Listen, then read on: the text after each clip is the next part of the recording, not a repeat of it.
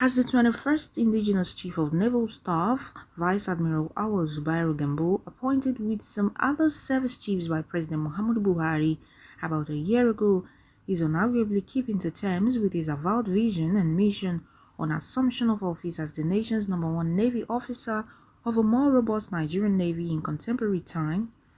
It is on record that in line with the necessity of defining a clear vision for the future in accordance with overall organizational goals of the Nigerian Navy, Gambo had envisioned the Navy of his dream during his maiden meeting with principal staff officers, flag officers commanding, and commanders of autonomous units of the Nigerian Navy. At that occasion, he had clearly directed all operations commanders to sustain aggressive clearance operations to make suspected militants, pirate camps, non-conducive for any nefarious activities to thrive, and rejected the resurging incidents of piracy and sea robbery within Nigerian waters. He had given such directive bearing in mind that governance is usually a continuum whereby certain policies cannot be discarded by new administration as if one is trying to reinvent the wheel. In his effort to create a blueprint for actions that will enjoy the buy-in of all his subordinates, Gambo has consistently used clear and collective language to build trust. While doing that, he called for complete loyalty from all subordinate commanders and equally promised to take issues of personal welfare seriously.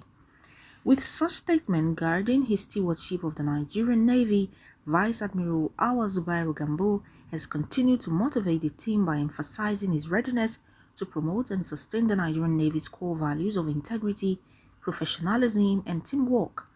Within his 1 year in office as the Chief of Naval Staff and keeping to his words, Gambo has had occasions to say that some personnel of the Nigerian Navy were conniving with criminals to commit crimes on the nation's waterways. He has not relented in warning that any personnel caught will be dealt with according to the law of the land. As a man with no skeleton in his cupboard, Gambo, while admitting the fact that there are significant achievements in the various maritime crimes,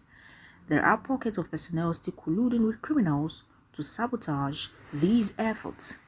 To him, no matter how insignificant the collusion may seem to be,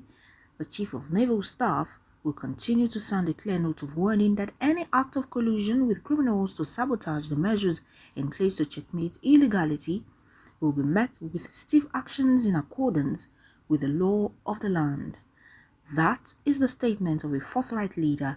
who truly believes in achieving the national objective.